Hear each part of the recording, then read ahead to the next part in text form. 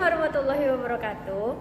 Kami dari kelompok 4 Praktikum Analisa Farmasi Kuantitatif yang beranggotakan saya sendiri Miftahul Jahna, teman saya Erika Herunisa dan Julia Cindy Pratama Putri. Nah, di sini kami akan membahas sedikit materi tentang iodometri dan iodimetri. Selamat menyaksikan.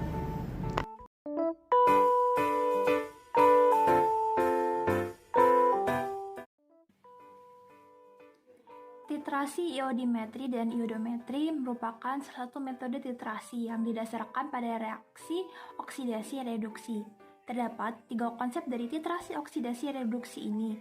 Pertama, berupa konsep oksigen. Kedua, berupa konsep pendekatan elektron, di mana melihat keberadaan elektronnya. Dan yang terakhir, konsep bilangan oksidasi atau bilox.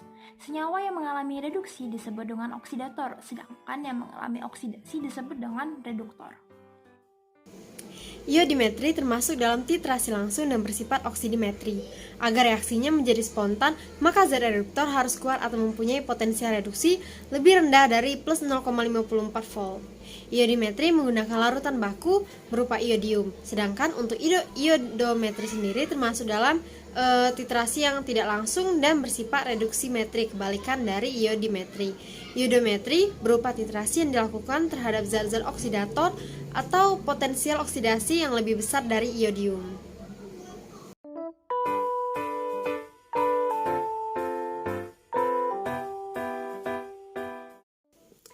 Percobaan kali ini akan menggunakan larutan iodium dan natrium tiosulfat sebagai larutan titrat.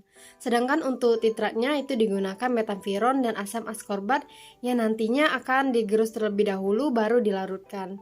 Larutan iodium dan natrium tiosulfat akan distandarisasi terlebih dahulu sebelum digunakan dalam penetapan kadar. Larutan metamfiron dan asam askorbat yang telah ditetesi indikator kemudian dititrasi secara perlahan dengan larutan iodium untuk metamfiron, dan untuk natrium sulfatnya itu untuk asam askorbat sampai larutan menunjukkan perubahan pada warnanya. Indikator yang digunakan dalam titrasi ini bertujuan untuk mengetahui kapan titik akhir dari titrasi atau untuk memperjelas kapan titik akhir tersebut.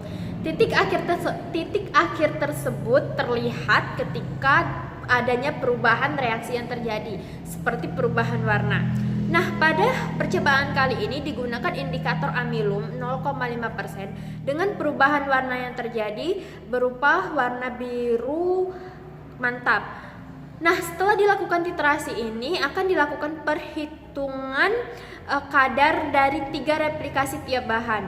Nah, perhitungan kadar ini bertujuan untuk meminimalisirkan human error saat perhitungan kadar. Untuk kadar metamfiron yang pertama sebesar 93,11% dan yang kedua sebesar 101,28% dan kadar yang ketiga sebesar 112,51%. Nah, sedangkan untuk perhitungan kadar asam askorbat pada perhitungan yang pertama dihasilkan sebesar 25,10%, kadar yang kedua sebesar 42,16% dan kadar yang ketiga sebesar 33,73%.